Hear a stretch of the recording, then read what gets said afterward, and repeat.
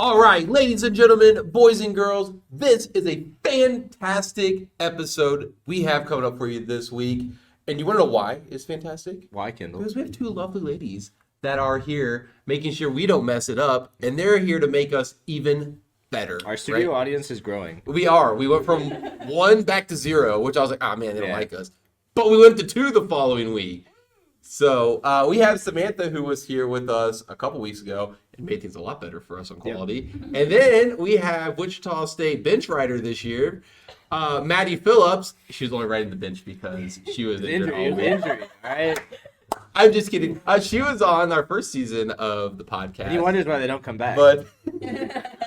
But anyways, no, we love having them, and they're actually helping us a ton, making us be more professional. Yep. It's all the ladies that are helping us, right? Yep. Keegan telling me that we got to make it all like pretty and more like sophisticated. Yeah. Giving me prompts. Yeah. They're coming in, making you look bad at your job, making the audio better and the lighting and all that stuff. Yep.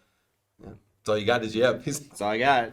They're coming and taking your job. All right, they can have it. Just kidding. However, we're going to dive right on in, which this week we caught up with a pretty cool guy that has been coming for 46 years. Yeah. That's crazy. And that was what he officially knew. He thinks there might have been a couple before that. So yeah, but he said say 46. When we talked to him, he was like trying to do the math in his head, trying to figure out. Yeah. And he went through like the history of all the bowling alleys, like, oh, well, I was here when it was owned by. Yeah, crazy. Yeah. Crazy. His name is Robert Walker, and he is from Oklahoma. And let me tell you, fantastic person. And he has some very intense details of everything that he's done. But check out the interview that we did with him. It's a little 60-second clip that we've got. Yep. Pause for dramatic effect.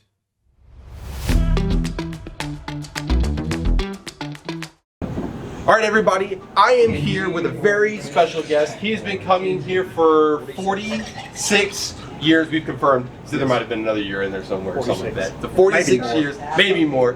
His name is Robert Walker from Oklahoma, correct? Oklahoma. I'm not even going to try to say that, because I'm going to butcher that. But he is here for his 46th Greater Ozarks. And let me tell you, this guy's got some record keeping going on here. He can show you everything he's done for the 46 years of what first place paid, what bowling alleys they were at, which it looks like they've been at 4 bowling alleys, well, 3.5, if you count that Sherman turned into Sunshine. But he's got back when we were over at Battlefield, which has been some years ago. I wasn't even born yet, so... but it's pretty cool. We're gonna, in a little bit, we're gonna do a little highlight of this. Like, look at this stuff. Like, it's all there. First place, loaded cash, where we were at, Sunshine, Sherman. It got renamed. He even highlighted when we renamed this place. Look at this. He's like auditing us, so he's keeping us honest here at the Greater Ozarks. Make sure you guys are getting all your money we've got. And I hear over the years you've had a couple good outings here. Sure won. For sure. I know you know for sure what you got. Would you place top what? I was in 13th place. In teams? $1,500. Singles, $1,500 for 13th place. Back in, do you know the year? I'm going to be on the spot. 90s? 80s? Yeah, probably 90s, early 90s. Early 90s? That's pretty impressive. We just like to do some shout outs and talk to some of the people that have been coming here for years now. I mean, gosh, you've been coming here for almost you and I combined, the camera guy. I'm just kidding. I'm just messing with you.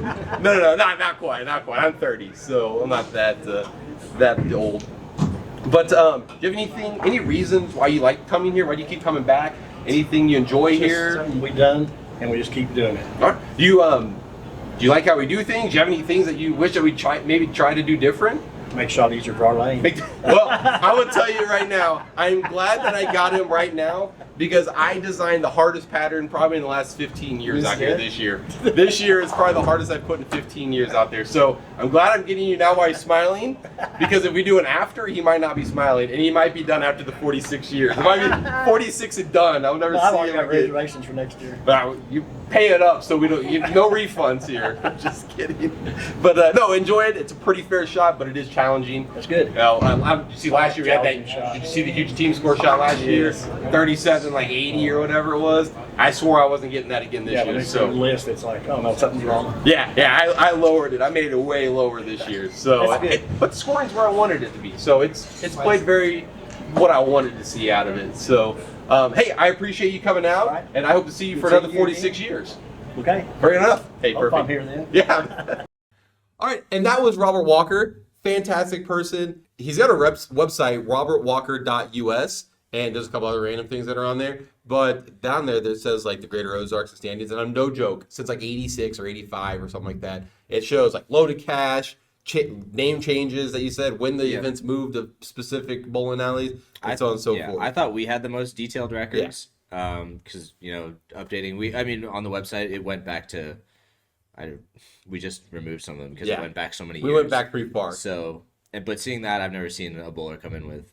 Oh, yeah. He had it all. level He was like of auditing us each year yeah. almost. So It's if very he's cool. not calling us out for anything shady, you guys know we're doing good because he had it all. Like I had everything. Yeah. Not that there's Pretty anything cool. shady, but you know. Never. Anywho, but this past weekend we had a little smaller weekend because it was Mother's Day weekend. Yeah. We only had around like 63 teams this past weekend. However, woohoo! This weekend we are jam packed. I mean, packed. We are like 30 teams over here on Saturday, and then like 22, and then we're 30 and 32 on Sunday. So, I mean, we're only missing like, 12 teams that we can do to be filled for this weekend? Yeah. Huge weekend. And if I actually read my notes, we have over 600 bowlers this weekend coming in bowling. So, Do we have any new states? Do we have that do we? Do we have the locations for this?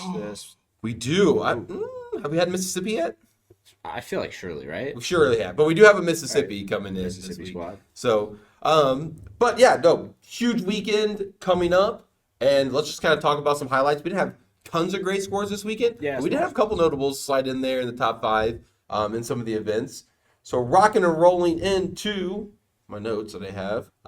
Handicap, the doubles event, nothing's changed. Reynolds and Rothlein still leading it with that 1548. Ooh, we do have a mover and shaker here.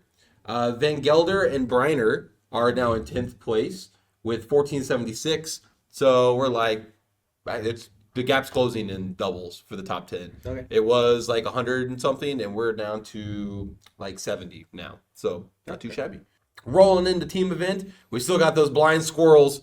I don't know how blind you have to be to strike, but apparently that helps because we didn't strike as much on team That's event. what you always told me. Just close your eyes. Close your eyes and strike. They had shot 35-27, still leading it. They've been leading it since like week 3. Yeah. And rolling into number 10th is West Numero Uno with 33-45.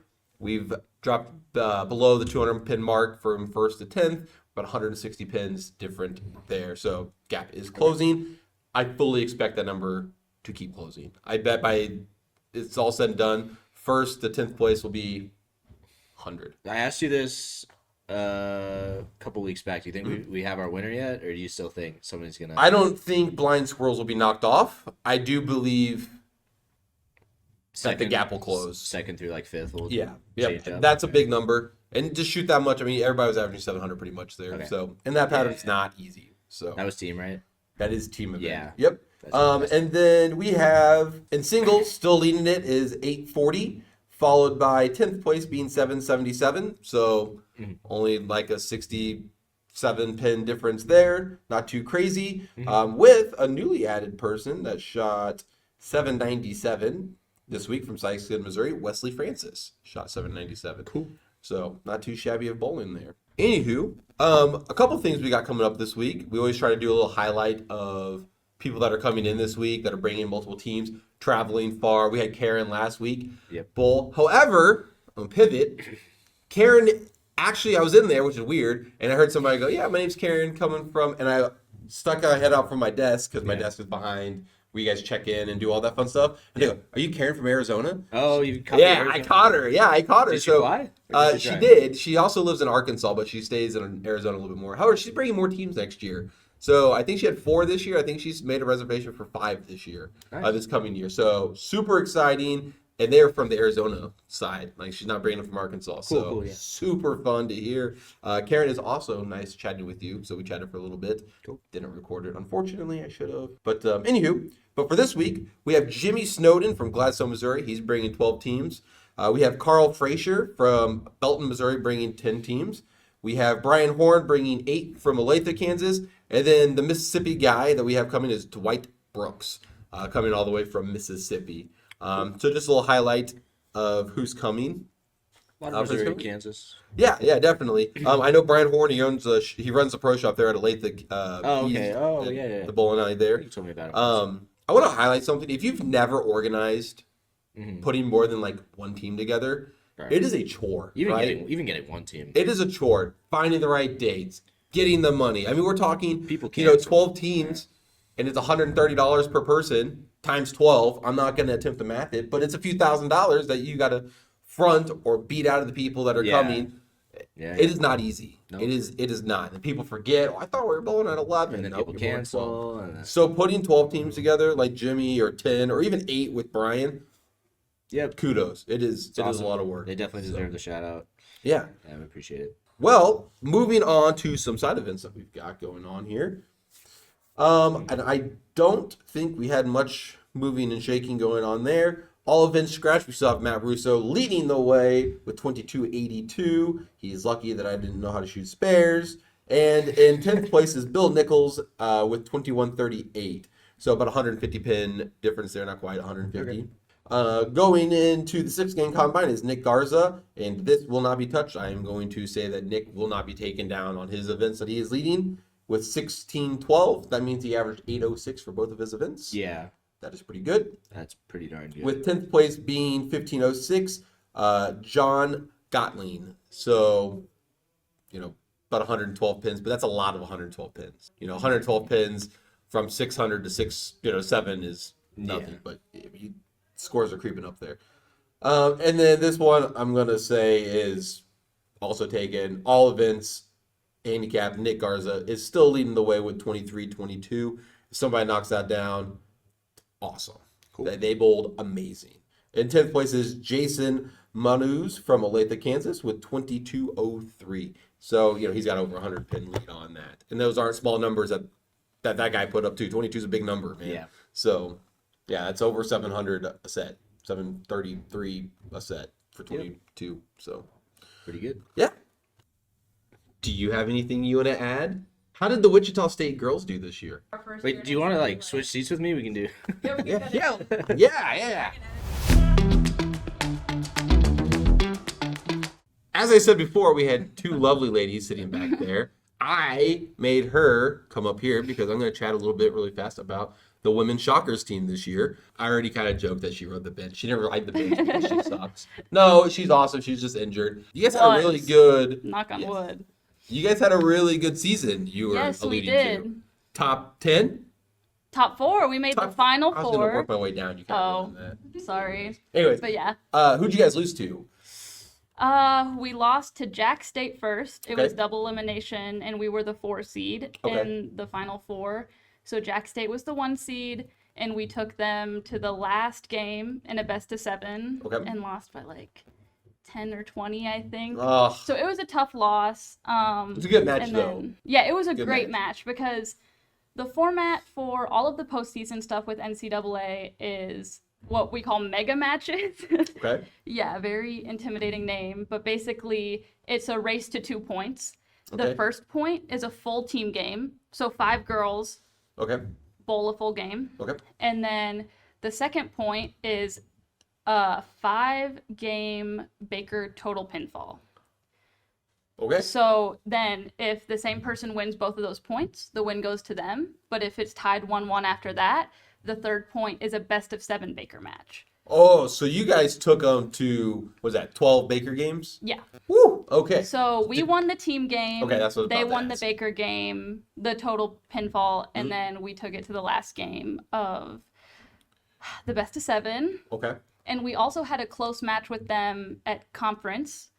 The conference tournament, we're in Conference USA.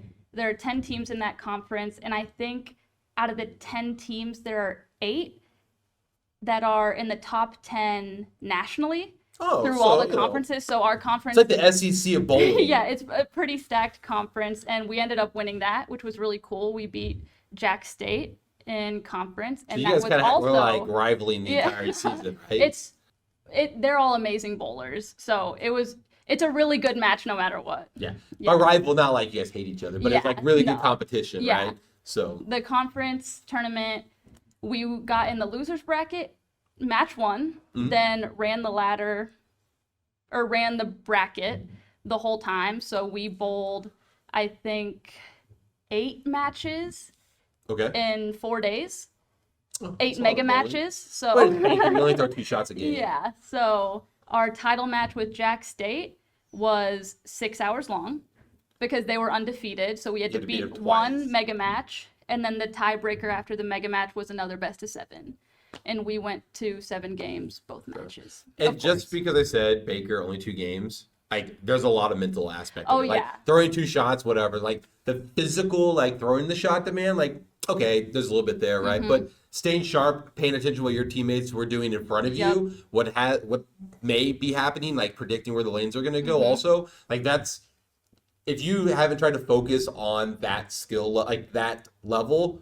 There's a lot to it. It's mentally draining, right? And like even bowling like a 6-game little like tournament across like our doubles tournament that we run here, the 10K doubles tournament, which is taking a fight up now. But you know, I'm exhausted after 6 games of bowling. It's not because I walked 6 games, right? That doesn't do anything. It's I'm sitting there thinking about what's going to be going on next, always going, looking at my equipment, what I think is going to make the best shape next. I sit there and I see, you know, Chris Prather's ball like check all of a sudden. I'm like, well, his ball's checked. My ball's definitely not going to do that, right? I'm in trouble, right? Like, what am I going to attempt to do next, right? So it's always seeing who you're with, what you're bowling with, and then, you know, kind of going from there. And it is exhausting. You don't realize how exhausting it is until you turn that off, and you're like, oh my God, like, oh yeah, I need some Jack in the Box tacos to get some energy. So, yeah, the team setting is so much different than singles bowling. You're watching every shot with so much intent because our coach Holly Harris says all the time, she's like, you don't have to be throwing the shot to be lined up. Yes. Because we're watching each shot with such intention that if one of our teammates is lined up, we can get lined up. Correct. So yeah, and if she was lined up and all of a sudden her ball goes through the face, well, you know, we take that information. At this skill level, you don't throw terrible shots, right? Every shot off your hand is pretty good, right? You don't just blatantly miss like 5 boards left and like throw 2 miles an hour slower. You're within a board or 2 and everything is pretty close. So if that ball does something it's not supposed to be doing or it hasn't been doing, I'm making a move, right? And I know same thing with you, like, oh, she probably threw it bad. No, she didn't. Mary Orff didn't throw the ball that bad, right? She's amazing, right? She threw the ball pretty solid and it went Brooklyn almost. Yeah.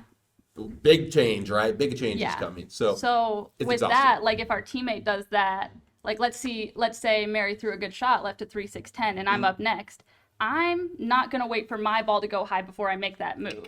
Yes. I'm going to watch that, and then I'm going to move like 3 and 2 left. Yeah. Because if we're in the same area of the lane, it's going to do a similar thing. Yeah. Because the person in front of you is just acting like they threw the shot. You threw that shot, right? And you're always reacting. Yep. Second league, you throw the shot, strike, 6 count, right? You're not going to wait to see if it happens again. You're probably going to make a move, right? Yeah. So same thing there. You don't do it. Your teammate told you have to move. Yeah. Now. So it's super exciting. Baker format is so much fun. I love it. Yeah. It's also infuriating also. So if you don't like relying on other people, don't bowl Baker. If you're like a one-hit wonder and you like to be like yourself, don't bowl Baker. Yeah. So it's a little frustrating. Yeah, if you don't like bowling with other people, unless you bowl college with is not your superstars. Yeah, unless you bowl with like superstars, and who cares? So, but no, that's fantastic. But a more important question is, where do you and your pops bowling grader? We are going to bowl singles and doubles. We don't have a squad yet, but we're going to wait until I'm throwing it better. Well, would you like to know some squads that are open that you could bowl? I would love to know some open squads. Just in case you guys are wondering also, I'm going to pitch this to Maddie, but if you guys love to bowl, we have June 7th and 8th and June 14th, 15th wide open on a lot of spots. So, I love your dad. I wish you bowled a team event this past weekend. Yeah, he did. You guys should sign up for one of those, and so should you guys. So we have plenty of spots available. Just give us a call. All of our information is on our websites, Facebook pages. We'll have some links in our descriptions. It'll all be there, so you should sign up, and you can bowl with this superstar. But the real superstar is Jeff. Yeah. And good old Flips. I need to get Jeff on here to have like a funny Kindle story bashing because that guy, he's got plenty. He's got some good stories about me. Man, yeah, he's got some stuff. So anyways, he was bowling with young Kindle when Kindle had like nothing going on in his life and he was like wild. Anyways, she's also, I know what I missed. She also is coming back this summer to work here too. So she might be cooking for you or taking your order in the snack bar. If you see her, say way to go for this season, being a cheerleader. and that they hope to see you on the lanes next year. So let's not pull a Hopefully hammy stay or healthy. anything like that. Yeah, knock on wood. Yeah, some steroids. Keep up with. I'm just kidding. Don't let the NCAA hear that. No, it's okay. Hey, all I know is they just let the Pete Rose and Shoe Jackson back in the MLB Hall of Fame. So, you know, you might get banned, but they'll reinstate you I'll in get like back, 75 years. You'll be fine. But anyways, hey, thanks for joining us. Garrett's still Thanks back for there. having me. Thanks for helping us edit because we're going to need it because there's a lot of different stuff this set. But we hope to see you guys the next coming weeks, and feel free to pull one of us aside so we can videotape if you got something cool or whatnot. So, perfect. Have a good one. Cut.